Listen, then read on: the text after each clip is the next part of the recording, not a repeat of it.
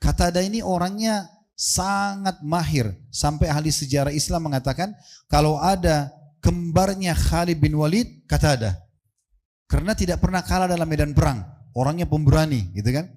Orang ini karena dia lihat keajaiban itu dia bawa surat itu, dan sebelum dia tinggalkan negeri Syam dia sempat masuk Islam orang itu karena suka dengan Islam. Disebutkan dalam buku-buku sejarah hakimnya ini orangnya kecil sekali badannya. Qatadah seorang yang sangat kekar. Dia berdiri, hakim lalu mengatakan, saya putuskan semua pasukan muslimin wajib keluar dari wilayah ini. Maka para penyihir-penyihir itu datang mengatakan pada hakim, apa benar kalian akan keluar? Iya, ini peraturan agama kami. Maka pada saat itu semuanya masuk Islam. Kata Nabi SAW, Ugzu bismillahi fisabilillah. Berperanglah kalian dengan menyebut nama Allah dan di jalan Allah. Qatilu minal man kafara billah. Perangi semua orang yang kufur kepada Allah. Ugzu wala tagullu. Berperanglah tapi jangan berkhianat. Kemudian yang kedua, wala taqdiru, dan jangan kalian ingkar janji. Yang ketiga, wala tumathilu, jangan kalian mutilasi. Yang keempat, wala taqtul walidan, dan jangan kalian bunuh anak-anak kecil. Wa idza laqita aduwwaka minal musyrikina fad'uhum ila thalathi khilal. Kalau kau bertemu dengan musuhmu orang-orang musyrik, maka tawarkan satu dari tiga hal dulu. Fa in ajabuka faqbal minhum wa kuffa anhum. Kalau mereka menolak salah satu dari tiga ini, maka tahan tanganmu, jangan perangi mereka. Tsumma du'uhum ila tahawuli min darihim ila daril muhajirin. Kalau mereka terima Islam, maka ajak mereka supaya pindah ke wilayah kaum muslimin. Wa akhbirhum annahum in fa'alu dzalika falahum lil muhajirin wa alaihim ma alaihim. Kalau mereka ikuti itu, maka mereka akan dapat apa yang didapatkan oleh para muhajirin. Ya, di antaranya teman-teman muhajirin itu, kalau misalnya ada peperangan terjadi, mereka tidak ikut. Ya, misalnya mereka tidak ikut, maka kalau pulang pasukan bawa harta rampasan perang, muhajirin bisa mendapatkan bagian daripada harta rampasan perang itu. Wa akhbirhum annahum in fa'alu dzalika, fa in abau an yatahawwalu minha fa akhbirhum annahum yakununa ka'arabil muslimin. Kalau mereka nolak untuk pindah ke wilayah muslimin, maka katakanlah mereka hukumnya mirip seperti orang-orang Arab Badui di padang pasir dari kalangan muslimin. Yajri alaihim hukmullahi alladhi yajri alal mu'minin. Mengalir pada mereka peraturan-peraturan Allah. Maksudnya tetap harus sholat, yang halal bisa dinikmati, yang haram harus ditinggalkan. Wala yakunu lahum fil ganimah wal fai, tapi mereka tidak bisa dapat harta rampasan perang karena tidak mau hijrah. Fa inhum ajabuka faqbal minhum wa kaf anhum. Kalau mereka wala yakunu lahum ganimah. Baik. Fa in abau fas'alhumul jizyah.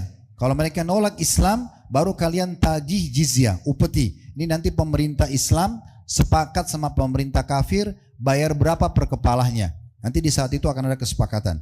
Fa inhum ajabuka faqbal minhum wa kaf anhum. Kalau mereka terima itu, maka jangan perangi mereka. Fa in abau. Tapi kalau mereka menolak juga, tidak mau masuk Islam, ya, tidak mau bayar jizyah, fasta'in billahi wa qatilhum. Baru kau minta tolong kepada Allah, perangilah mereka. Yang kesembilan, tidak boleh membunuh wanita. Disebutkan dalam hadis riwayat Bukhari Muslim, dari hadis Ibnu Umar radhiyallahu anhu, beliau mengatakan ujidatil mar'atu maktula fi ba'di magazi Rasulillah sallallahu alaihi wasallam, fanaha Rasulullah sallallahu alaihi wasallam an qatlin nisa'i wasibyan. Ditemukan di beberapa peperangan Nabi SAW ada wanita yang terbunuh dari kalangan musuh. Maka Nabi SAW melarang untuk membunuh wanita dan juga anak kecil. Yang ke-10, menyebarkan keadilan serta menjauhi kerusakan. Jadi tidak boleh misalnya kita masuk ke satu wilayah, lalu kita mengingatkan ini kan gereja Nasrani, bakar aja. Nggak boleh. Nggak boleh rusak. Nggak boleh tebang pohon tanpa sebab. Nggak boleh bunuh hewan tanpa sebab. Nggak boleh. Nggak boleh buat kerusakan. Nabi SAW melarang semua perbuatan tersebut. Ya, ini unik sekali tentang syarat-syarat dan adab berperang dalam Islam. Ya. Sebenarnya cukup banyak kisah yang berhubungan dengan masalah ini, tapi saya coba angkat sebuah kisah sebagai penutup dalam bab jihad. Kita akan pindah ke dakwah setelah ini, lalu kemudian sabar. Ada satu kisah unik terjadi di masa Umar bin Abdul Aziz rahimahullah. Beliau pernah mengutus satu panglima perang namanya Qatadah. Qatadah ini orangnya sangat mahir, sampai ahli sejarah Islam mengatakan kalau ada kembarnya Khalid bin Walid, Qatadah. Karena tidak pernah kalah dalam medan perang. Orangnya pemberani, gitu kan. Dia yang banyak membawa pasukan muslimin menyerang wilayah-wilayah orang non-muslim. Intinya, satu hari pernah Qatadah menyerang satu wilayah namanya Samura di wilayah Persia sana. Tapi uniknya, Qatadah tidak menawarkan Islam, jizyah dan lalu peperangan.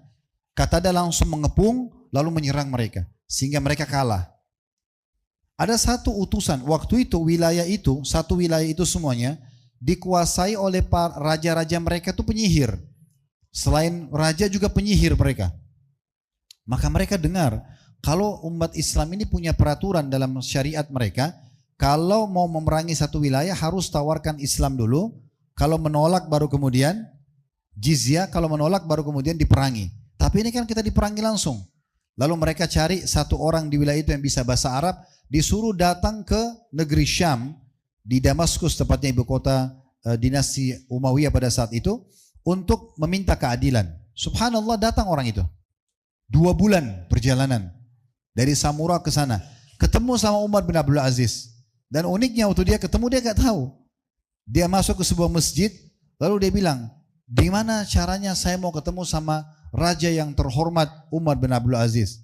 Kata seorang muslim di masjid itu, kalau kau mau ketemu, saya perlihatkan. Diajak ke sebelah masjid, ada satu rumah dari tanah liat, tanah biasa, bukan bangunan yang mewah. Ada satu orang yang jenggotnya sudah putih, dia lagi membetulkan dindingnya yang rusak. Kemudian dilihat, lalu orang muslim ini mengatakan, itu raja kami Umar bin Abdul Aziz. Dia bilang, raja kalian tidak ada pengawal, tidak punya istana. Dia bilang, tidak ada. Tapi kau akan temukan keadilan. Lalu dia sampaikan, saya datang dari negeri jauh, dari Samura, negeri kami diserang oleh panglima perang Anda namanya Qatadah, tanpa kami ditawarkan Islam, tanpa kami ditawarkan jizyah, tiba-tiba kami diperangi. Umar bin Abdul Aziz mengambil sebuah kertas, kulit dari pada saat itu, tulis dari Umar bin Abdul Aziz, Amir Mukminin, kepada panglima perang Qatadah, sekaligus hakim yang ditunjuk di Samura pada saat, tapi tidak disebutkan namanya dalam buku ini. Kemudian dikatakan bahwa lihatlah perkara penduduk Samura. Kalau memang betul apa yang dikeluhkan oleh mereka, maka keluarkan pasukan muslimin dari wilayah Samura, kemudian tawarkan mereka kembali Islam, baru kemudian jizyah. Kalau mereka tolak baru kalian perangi. Distempel pakai cincinnya, kemudian disuruh bawa kertas ini. Orang itu nggak percaya. Ini mau dikasih ke siapa? Kasih ke hakim dan panglima Qatadah. Ini panglima perang yang sangat ditakuti pada saat itu. Orang ini karena dia lihat keajaiban itu, dia bawa surat itu. Dan sebelum dia tinggalkan negeri Syam, dia sempat masuk Islam orang itu karena suka dengan Islam. Dia pergi ke sana, lalu kemudian dia bawa kertas itu, kulit itu, tanpa dia percaya. Ini benar gak sih akan terjadi? Masa pasukan Islam disuruh keluar setelah menguasai wilayah? Lalu surat itu dikasih kepada hakim. Hakim membaca, melihat ada stempelnya raja pada saat itu, Amir Mukminin Umar bin Abdul Aziz. Lalu dia bilang, dipanggil semua muslimin, kumpul di masjid. Ada masjid sudah dibangun pada saat itu. Kemudian dipanggillah raja-raja penguasa Samura dari penyihir-penyihir itu, dan Qatadah didatangkan. Lalu kemudian mulailah hakim bertanya, wahai Qatadah, ada surat datang dari Amir Mukminin menunjukkan informasi bahwasanya Anda menyerang wilayah ini tanpa menawarkan Islam, jizyah, kemudian Anda tiba-tiba perangi. Apa benar? Maka kata mereka, benar. Kata si Qatadah, betul. Kenapa Anda lakukan itu? Karena saya melihat Samura ini wilayah terbesar di wilayah ini. Kalau saya taklukkan, semua yang lain takluk. Ditanya, kata hakim sebentar, ditanya para penyihir-penyihir, apakah kalian merasa seperti itu? Dia bilang, iya, kami yang mengutus anak muda yang bertemu dengan raja Anda. Dan memang kami nggak ditawarkan Islam, nggak ditawarkan jihad, lalu kami diperangi. Lalu kata hakimnya apa? Disebutkan dalam buku-buku sejarah, hakimnya ini orangnya kecil sekali badannya. Qatadah seorang yang sangat kekar. Dia berdiri, hakim lalu mengatakan, saya putuskan semua pasukan muslimin wajib keluar dari wilayah ini. Keluar semua. Laki-laki, perempuan, semua pasukan keluar. Berada di perbatasan, tawarkan dulu mereka Islam. Setelah itu kalau mereka tolak jizyah, setelah itu baru kita perangi. Waktu diputuskan itu, raja-raja yang penyihir ini tidak percaya. Benar gak ini? Pasukan sudah berkuasa, terus tiba-tiba mau keluar, ini gak mungkin. Tapi mereka heran mendengar suara unta, suara domba, semua pasukan Islam akan keluar. Maka para penyihir-penyihir itu datang mengatakan pada hakim, apa benar kalian akan keluar? Iya, ini peraturan agama kami. Maka pada saat itu semuanya masuk Islam. Satu samurai itu masuk Islam kisahnya karena panglima ini. Itu luar biasa bagaimana hukum Islam datang dengan keadilan. Nah ini jihad yang sebenarnya. Ini cuma sebagian kecil teman-teman. Kita kalau mau bahas jihad ini mungkin 1 minggu, 1 pekan gak habisin. Gitu kan? Ini cuma sebagian kecil dari ilmu-ilmu yang sangat bermanfaat dari masalah jihad itu. Kemudian yang kedua teman-teman sekalian, masalah dakwah. Dakwah juga adalah ya, profesi para nabi-nabi dan rasul. Ini mulia sekali. Setiap muslim dianjurkan untuk menjadi da'i. Semua anda ini laki-laki perempuan dianjurkan jadi da'i. Karena Nabi SAW bersabda dalam hadis yang sahih, "Ballighu anni walau ayat." Sampaikan dariku walaupun 1 ayat. Anda sudah tahu tentang keutamaan sholat 1 hadis, sampaikan. Ketahui tentang keutamaan puasa, sampaikan. Kita disuruh semua jadi da'i. Dalam Islam tidak boleh teman-teman sekalian kita ini selamat sendirian, gak boleh. Gak boleh antum sendiri semua selamat. Sudahlah, saya gak usah campur, orang itu gak sholat, terserah, gak bisa. Harus antum luruskan dia, nasihatin dia. Dalam hadis Bukhari, kata Nabi SAW, pernah Allah mengutus Jibril alaihissalam untuk menghukum satu negeri. Harus hancur negeri itu.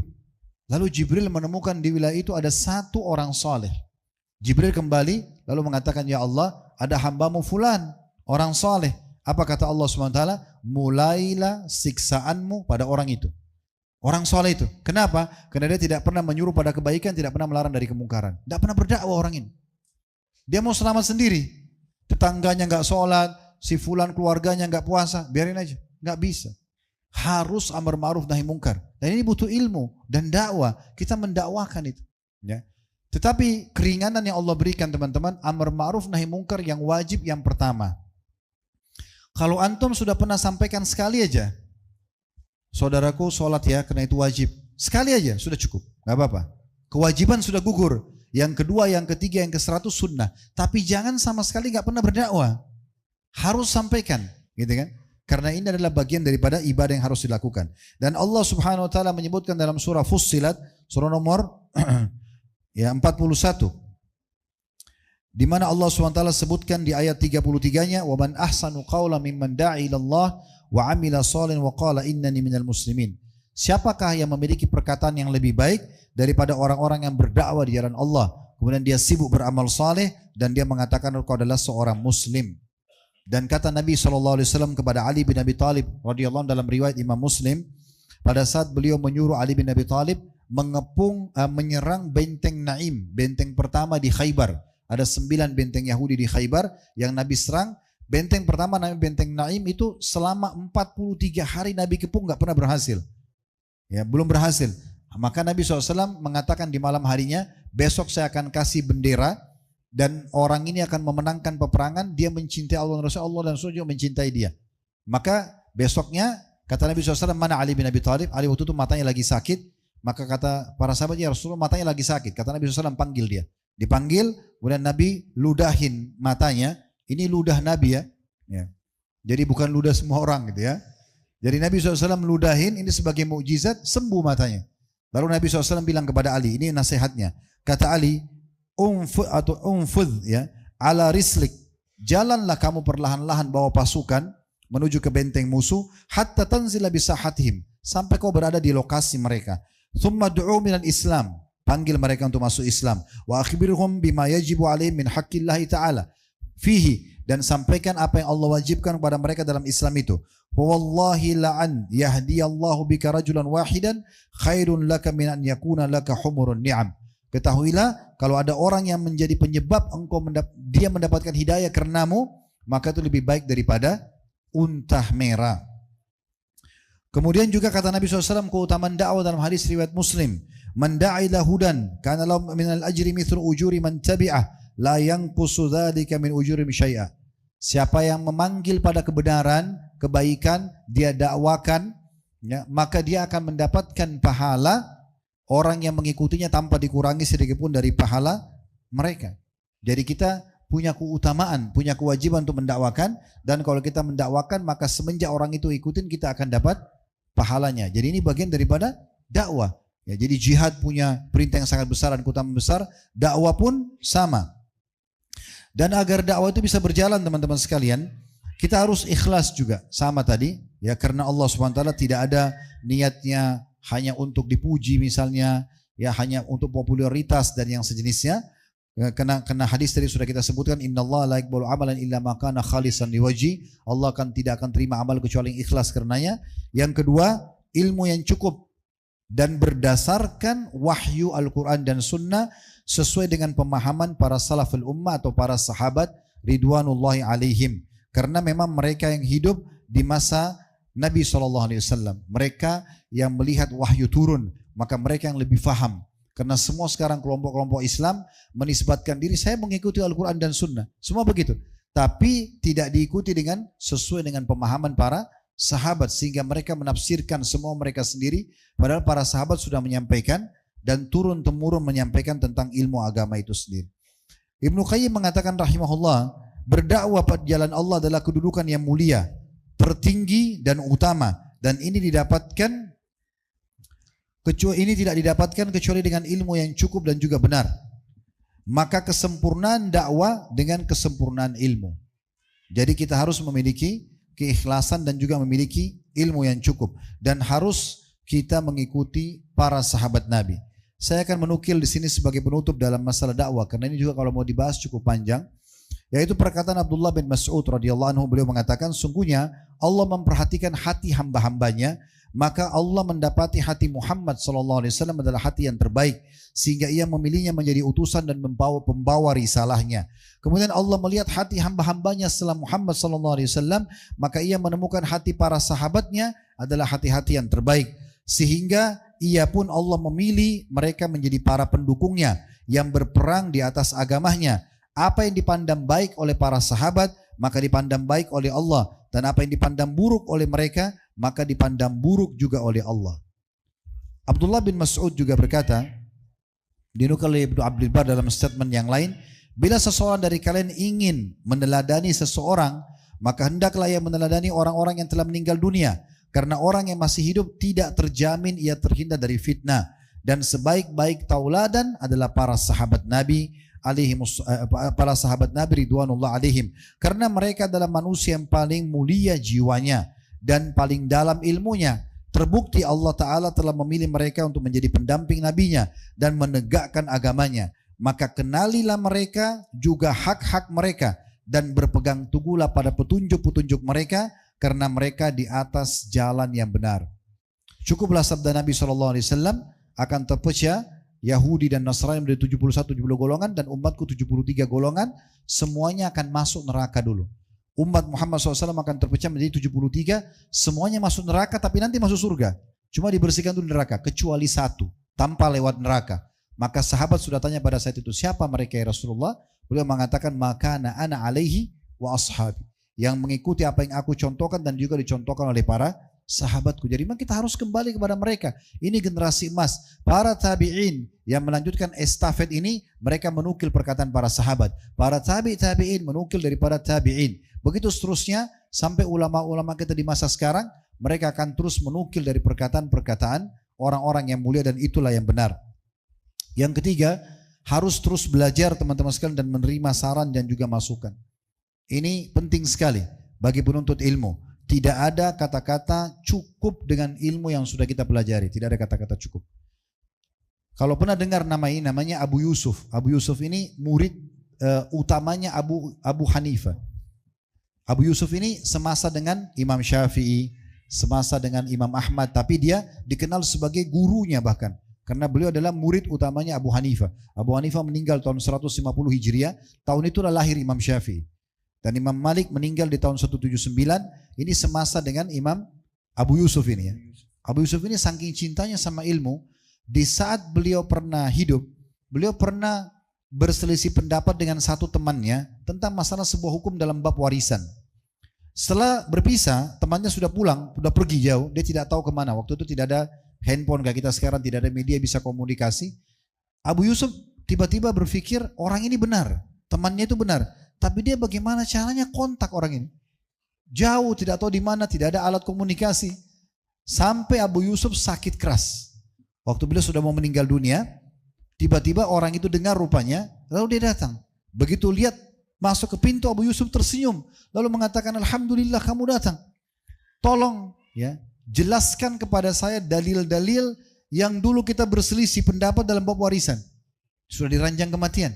Lalu kata temannya, wahai Abu Yusuf, syahadat, kamu sudah mau meninggal, ya sakit keras. Maka dia mengatakan, saya sudah syahadat. Demi Allah, saya meninggal dalam kondisi mengetahui ilmu itu, lebih saya sukai daripada saya meninggal dalam keadaan saya jahil. Temannya ajarkan, dia hafal dalil. Kata temannya, baru saja saya berdiri, pamit keluar, pas depan pintu, terdengar suara tangisan keluarganya, meninggal. Akhir hidupnya masih belajar. Ada satu penyakit yang terjadi di kalangan para duat, dan ini penting sekali. Kalau antum sudah terjun ke jalan dakwah, tentu dengan belajar yang banyak, akhirnya jadi punya ilmu, sampaikan apa yang anda ketahui. Maka ini teman-teman sekalian, kadang-kadang syaitan masuk dalam diri kita dengan bab gurur, bangga, dan merasa gengsi. Ya, sini bilang gengsi juga ya. Jadi dia merasa malu kalau dia harus memperbaiki kesalahan. Di Indonesia orang bilang gengsi ya. Nah, biasanya ada masalah ini dalam dai-dai ini. Mereka menyampaikan satu statement, mereka salah. Tapi untuk ego juga bisa. Jadi dia disuruh perbaiki tidak mau. Minta maaf nggak mau, ini keliru. Kita kalau lihat para imam-imam kita, Imam Malik, Imam Abu Hanifah, Imam Ahmad, Imam Syafi'i, mereka pasti punya qaul qadim dan qaul jadid. Perkataan lama, perkataan baru. Kadang-kadang ada fatwa yang disampaikan pada beberapa tahun yang lalu, dianggap benar, sekarang ternyata salah, diperbaiki. Nah itu biasa. Harusnya kita selalu membuka diri teman-teman. Penuntut ilmu yang ikhlas, itu pasti bisa menerima masukan. Bisa menerima masukan. Kalau dia temukan pendapat yang lebih benar, maka dia akan dengarkan. Abu Hurairah pernah taubat dari satu fatwa yang beliau sampaikan tentang perkara seorang wanita yang berzina. Ya, setelah dia sampaikan, Abu Hurairah mengatakan tidak ada taubat bagimu. Lalu kemudian orang itu menangis. Ya. Lalu terdengar oleh Nabi SAW, Nabi SAW tegur Abu Hurairah, lalu Abu Hurairah minta maaf dan kemudian memperbaiki fatwanya. Dan itu terjadi juga di zaman Umar bin Khattab, terjadi di zaman tabi'in, tabi'in, mereka banyak memperbaiki. Ini penting sekali, sehingga kita tidak menutup diri untuk selalu menerima masukan orang lain, dan pada saat ada dalil lebih kuat, kita akan selalu mengerjakan.